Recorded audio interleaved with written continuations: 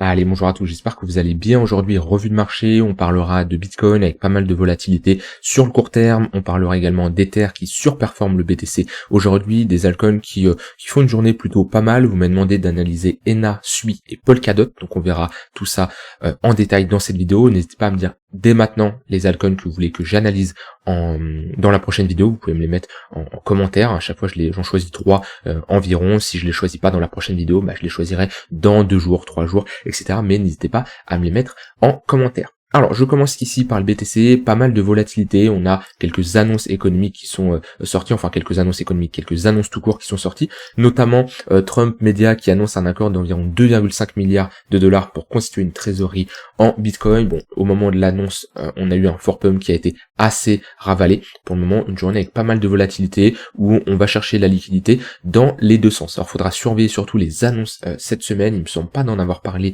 hier ni avant-hier, mais on a la deuxième estimation du PIB jeudi, et on a ensuite le corps PCE vendredi qui sera très important à surveiller. C'est les dépenses personnelles de consommation, ça compte pour 2/3 du PIB, et ce qu'il faut savoir, c'est que la Fed regarde énormément les datas qui sortent là-dessus pour sa politique monétaire, pour les choix qu'elle va faire sur les potentielles baisses des taux ou non dans les prochains mois. Donc ça, voilà, ça sera vendredi 30 mai, bien sûr, en fonction des chiffres qui sont attendus. Si on a des résultats au-dessus ou en dessous des attentes et que le marché ne l'a pas pricé, on s'attendra à de la volatilité.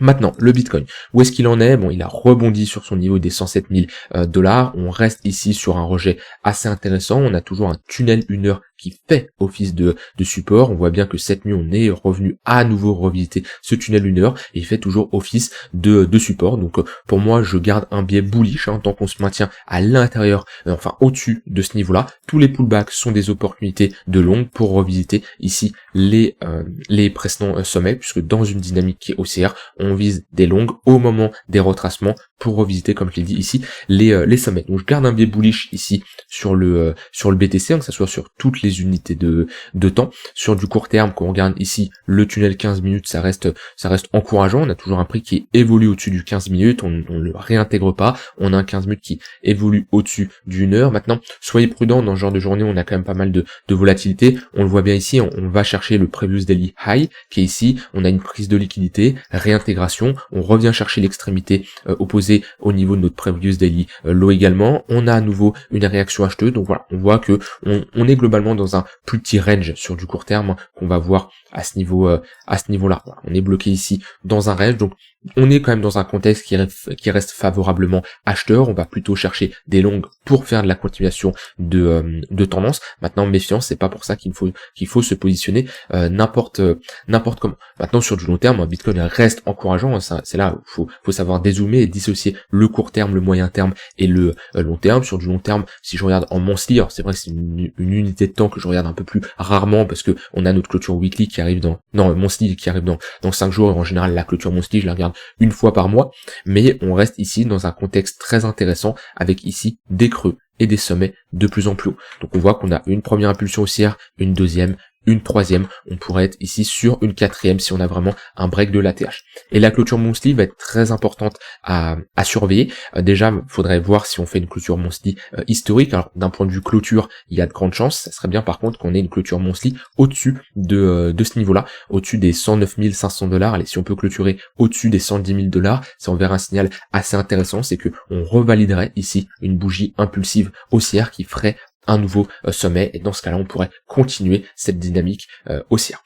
Pour le moment, comme je l'ai dit, d'un point de vue sentiment de marché, pas énormément de FOMO, que ça soit sur les spreads, que ça soit sur les fundings. Maintenant, c'est quelque chose que je discutais avec quelqu'un en message privé sur le Discord, mais c'est possible qu'on n'ait plus le même type de FOMO qu'on ait connu en 2021, en 2017. C'est tout à fait possible. Pourquoi? Parce que les cryptos sont beaucoup plus connus qu'en 2017 et en 2021. On a quand même une adoption qui est un peu plus importante. On a également un Bitcoin qui est un prix qui est assez élevé, donc qui est beaucoup plus compliqué à acheter pour les particuliers. Et voilà, comme je dis, Bitcoin de manière générale, ça reste un actif qui est assez connu, et ça m'étonnerait qu'on retrouve des phases comme en 2017 ou en 2021 où pendant un moment on a vraiment une forte demande par les retails. Il peut y avoir ce même scénario qu'on a eu 2017-2021 par des institutions. Par contre vraiment des retails qui arrivent vraiment en masse comme on a connu, je ne sais pas si ça pourra se répéter. Alors bien sûr, le trading ça reste de la psychologie humaine, que ça soit des retails ou des institutions, d'accord. La différence ça va être sur les montants et les moyens qu'ils vont avoir, et on aura toujours ces informations de personnes euphoriques, de personnes bullish. On l'a eu en novembre 2024 alors qu'on avait un Bitcoin qui était assez haut, mais voilà, je ne pense pas qu'on retrouvera ce genre de FOMO qu'on a eu en 2017, en 2021.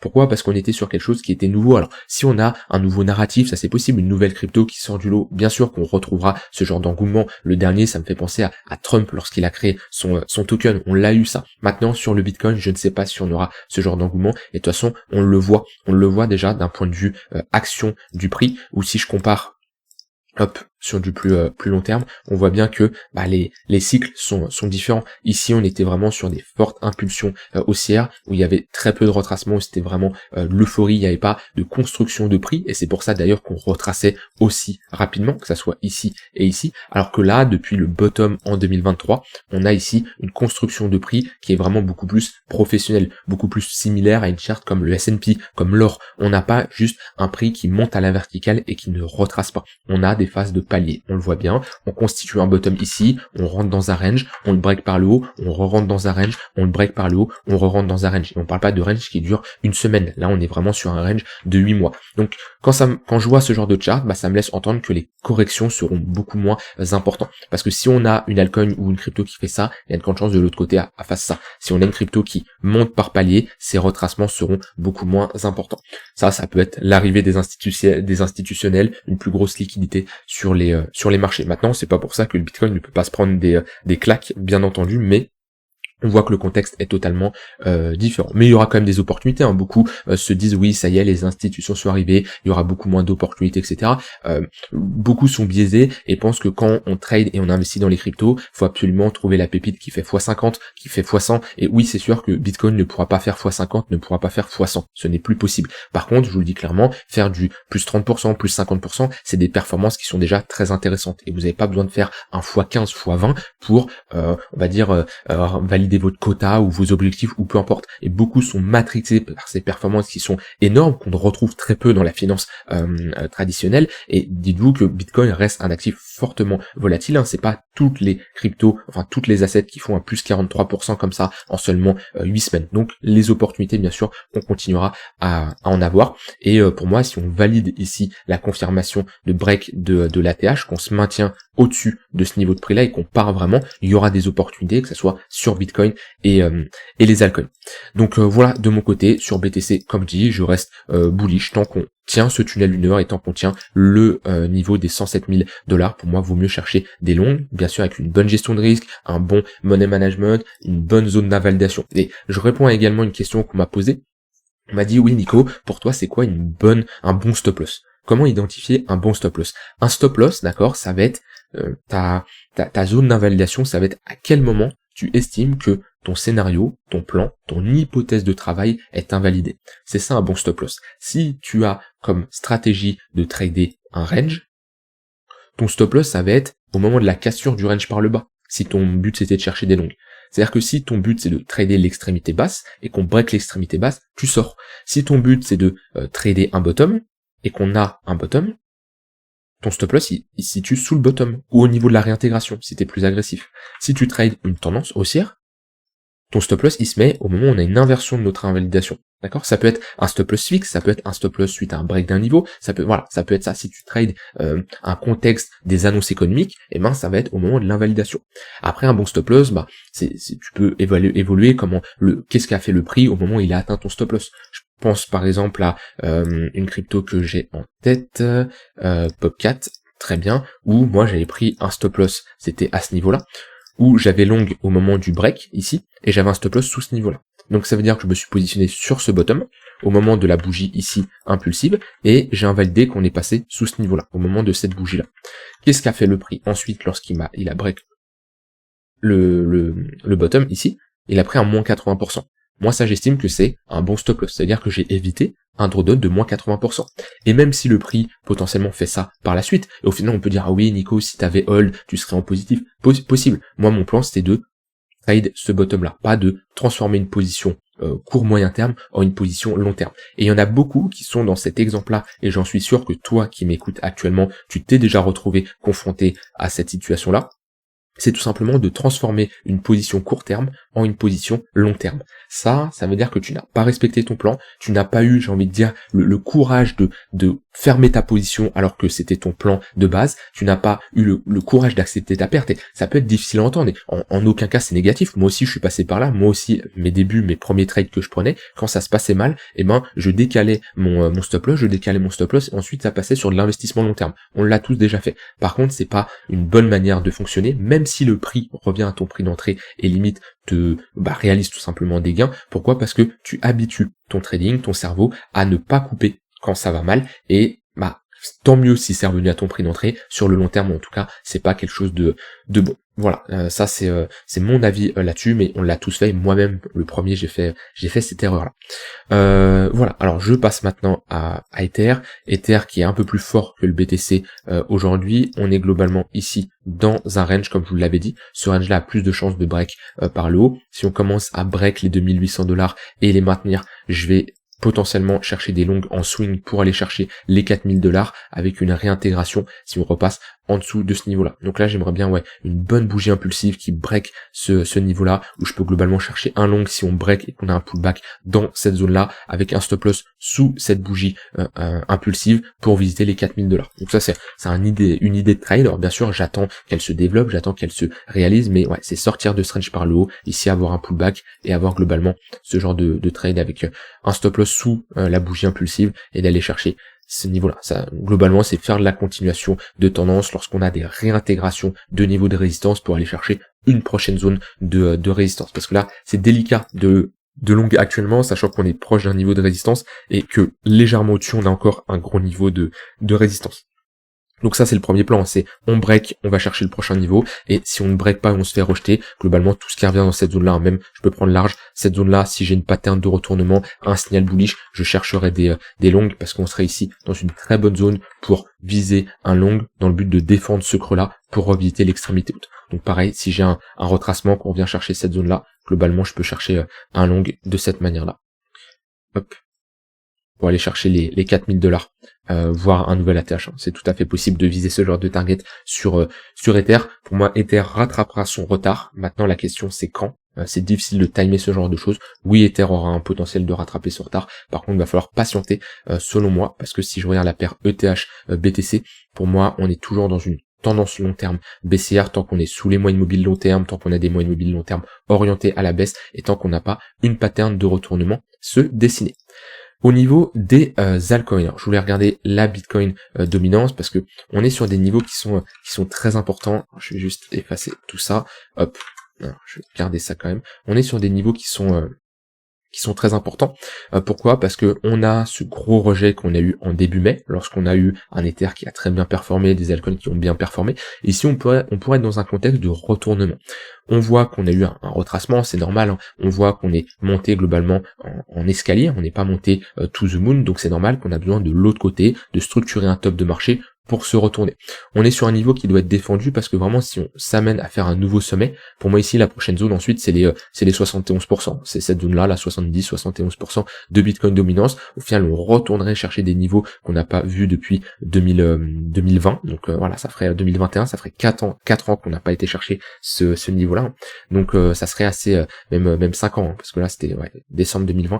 Donc pour moi c'est la prochaine target si on fait ici un nouveau sommet, ce qui voudrait dire que Bitcoin continue à surperformer les altcoins. Par contre si on commence à faire une structure de top, qu'on break le tunnel daily, qu'on a une inversion de notre dynamique, là on aura un signal assez important. On pourrait rentrer dans une phase où les altcoins surperforment le BTC. Alors quand je dis les altcoins, c'est pas spécialement toutes les altcoins, hein. Si on parle d'altcoin season, ça veut pas spécialement dire que l'altcoin que vous avez dans votre portefeuille va spécialement performer. C'est sûr, on aura plus de chances vu qu'on aura une rotation des capitaux et des investisseurs qui vont beaucoup plus se concentrer sur les altcoins que le Bitcoin. Mais après, faut bien choisir les altcoins parce que au vu du nombre d'altcoins qu'on a, pour moi, c'est pas toutes les altcoins qui performeront. Mais pour le moment, on reste ici dans une dynamique qui est haussière sur la Bitcoin dominance. En témoigne également cette charte ici.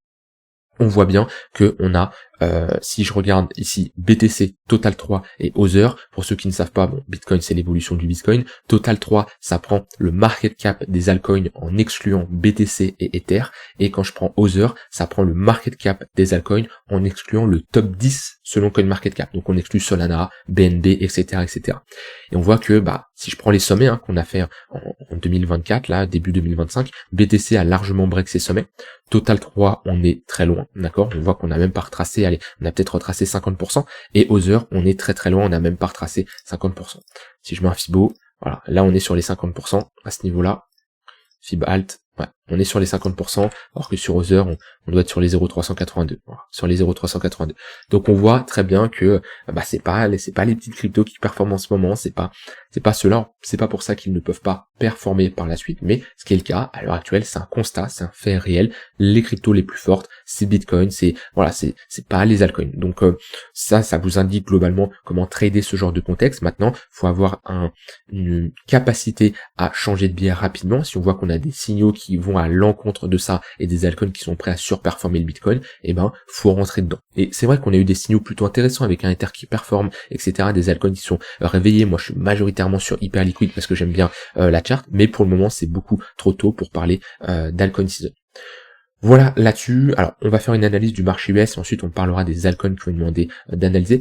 Le marché US, c'est plutôt pas mal, que ce soit S&P, Nasdaq. On voit qu'on a réintégré ce niveau-là. On flippe ce niveau de résistance en support. Pour moi ici, tant qu'on maintient par exemple sur le Nasdaq les 21 000, ici, la prochaine zone, c'est d'aller chercher l'extrémité opposée et potentiellement faire un nouvel ATH. Ça me surprendrait pas de rester dans des plus gros ranges sur le S&P, le Nasdaq. Après, si on a un marché qui repart to the moon, tant mieux, je serais le plus content. Mais quand je vois la structure ici, on a quand même en weekly break ici des creux importants, on a une bonne réaction vendeuse, ça serait assez surprenant de repartir aussi vite. Maintenant, quand on dézoome, on voit bien que les baisses sont hyper rapidement ravalées et on repart. Et tant mieux, nous qui sommes investisseurs, que ça soit sur les cryptos, sur les actions ou peu importe, c'est ce qu'on veut, tant qu'on a un marché qui se porte bien, on aura plus de chances d'avoir un portefeuille qui se porte bien. Maintenant, c'est peut-être pas le scénario numéro 1, je ne verrai pas spécialement un SP500, un Nasdaq repartir aussi rapidement. Maintenant, si c'est le cas, j'ai envie de dire, tant mieux, pour le moment, on reste dans un flux qui est positif, avec des moyennes mobiles orientées à la hausse, et dans ce genre de contexte, on privilégie la continuation de tendance, on cherche toujours des longues dans le sens de la tendance qui est haussière. Maintenant attention qu'on va s'approcher de niveaux de résistance. Voilà sur le SP500 et le Nasdaq au niveau des cryptos. Donc j'ai noté ENA. ENA, c'est une crypto qui est, d'un point de vue fonda, c'est intéressant. Maintenant, attention, la tokenomics, on a quand même pas mal de jetons à débloquer de mémoire, à vérifier, mais je suis quasi sûr. D'un point de vue technique, on est revenu chercher ici cette phase d'accumulation. On a ici une épaule, tête-épaule inversée. On la voit mieux si je me positionne en close line, voire en 3 jours. Voilà, on le voit à ce niveau-là, l'épaule tête épaule inversée, ce qui nous a constitué ici un bottom. Ça nous indique que dans cette zone-là, la demande a été supérieure à l'offre. On revient chercher cette zone-là, on voit qu'on a ici une pattern de retournement, on a notre ligne de coup qui fait pour le moment office de support. On est rentré dans un range, ça serait bien de break ce niveau-là. Là, on a un niveau qui est clé, c'est ce niveau des globalement 45 centimes de dollars. Si vraiment on a de l'acceptation au-dessus, à ce niveau-là, on rentrait clairement dans une phase de bottom et on pourrait entamer une dynamique qui est haussière. Là, quand je vois, voilà, on a un tunnel daily qui fait office de résistance, on a le 4 heures en dessous qui fait office de support, et on a le 15 minutes et l'1 heure qui sont plats, ça nous témoigne qu'on est dans un range sur du court terme. Donc là, on est dans cette phase de compression, voilà, où faut surtout surveiller la résolution. Sur l'extrémité basse, plutôt chercher des longues, sur l'extrémité haute, plutôt chercher des shorts. Donc soit on cherche des longues pour viser le haut de range, hop, soit on vise ici un retracement au moment du break pour pullback, ce niveau de résistance qui fera office de support si on la break, pour entamer ici une dynamique qui est haussière. La chart est plutôt pas mal pour le moment. parce qu'on est dans une bonne zone de localisation. On voit qu'on a eu une première réaction acheteuse. Maintenant, j'aimerais bien casser ce niveau des 45 centimes, ou si c'est le cas, on pourrait selon moi avoir une accélération haussière assez rapidement et revisiter. On a les 65 centimes dans un premier temps, ensuite on a les 80 centimes, c'est ces niveaux ici de résistance, on en a quelques-uns. Après, en général, j'aime bien avoir des confluences entre des niveaux de retracement de Fibonacci et des niveaux de résistance. On voit bien que les niveaux que j'ai tracés, est-ce que c'est le hasard ou non, mais collent parfaitement avec les 0,382 et les 0,5 de retracement. Voilà, et si on commence à s'installer au-dessus des 90 centimes, pour moi, on aura de grandes chances ici d'aller faire un nouvel ATH. Voilà de mon côté sur NA. Ensuite, on m'a demandé une analyse de SUI. SUI qui a très très bien rebondi. SUI, c'est vraiment la crypto où, globalement, voir des rotations c'est assez simple de voir les changements de tendance. On le voit ici avec le tunnel 4 heures qui lead souvent la tendance sur SUI. C'était le cas ici pendant toute cette tendance haussière où nous à l'époque on avait très bien tradé le momentum, le flux. Je vous en avais même parlé à ce niveau-là au mois de janvier lorsqu'on avait une inversion de notre dynamique et qu'on repassait dans une phase baissière. On voit bien avec ce M-top avec des moyennes mobiles orientées à la baisse. Le tunnel 4 heures qu'il a fait tout le long office de résistance, et là on est reparti dans une bonne tendance haussière. On est d'ailleurs au niveau du tunnel 4 heures où on se retrouve dans une bonne zone de localisation pour chercher des longues ici, pour viser la continuation de tendance sur du plus long terme. Donc celui qui reste une altcoin qui est forte. Alors sur les derniers jours, ça n'a pas été l'alcoin la plus forte si on compare ici SUI face au BTC. Voilà, on voit que on reste baissier sur les derniers jours, mais quand je dézoome et je me mets en weekly, on reste sur une charte qui reste correcte comparé à beaucoup d'alcoins qui se font surperformer face au BTC. Globalement, on est globalement dans un gros range. Donc voilà, on a un peu des phases de pause et des phases de reprise sur SUI. Le plus important, c'est d'avoir un bon timing, de se positionner lorsque nous sommes sur des niveaux de support, ce qui est le cas actuellement. Par contre là, ouais, ça reste pour du moyen terme. Attention, pour de l'investissement long terme, on reste assez haut. Pourquoi? Parce qu'on est proche d'un nouvel ATH. Et si je mets ici notre Fibo, voilà, on voit qu'on s'est fait rejeter au niveau des 0,118. Donc là, chercher des longues, oui, si on cherche à trader ce flux, cette tendance haussière. Pour l'investissement, non. Le signal, il était au moment du pullback sur la ligne de coup, chiffre rond psychologique des $10. Ça, c'était une bonne zone de localisation. Là, pour moi, c'est rentré beaucoup trop haut. Et je termine par la crypto Polkadot. Alors, hop. Polkadot, c'est assez simple. Une crypto avec pas énormément de volatilité, qui connaît des rebonds pas spécialement très très forts. Globalement, c'est un range comme ça, Polkadot. Tac, je peux mettre un volume profile pour avoir de l'aide, hein, mais globalement, on voit que la value area low, c'est notre extrémité basse, c'est une zone où on va chercher des longues, et la value area high, c'est notre extrémité haute, c'est une zone où on va chercher des shorts. Donc ici, on était plutôt sur une bonne zone pour chercher des longues. On a eu ici une pattern de retournement qu'on va plus voir ici en 3 jours. Hop, que je vais noter là. Creux, deuxième creux, break. On a une autre ligne de coup qu'on est venu pullback. On voit bien les lignes de coup, c'est souvent des niveaux où lorsqu'on a des pullbacks à l'intérieur, on a souvent des opportunités de longue, hein. C'est de très bonnes zones de support, comme par exemple une ligne de coup d'un M-top. Là, on a plutôt une épaule, tête-épaule. Au moment où à break, on a la confirmation, on voit qu'on pull back, on se fait rejeter. Donc c'est souvent des niveaux de localisation très intéressants pour se positionner.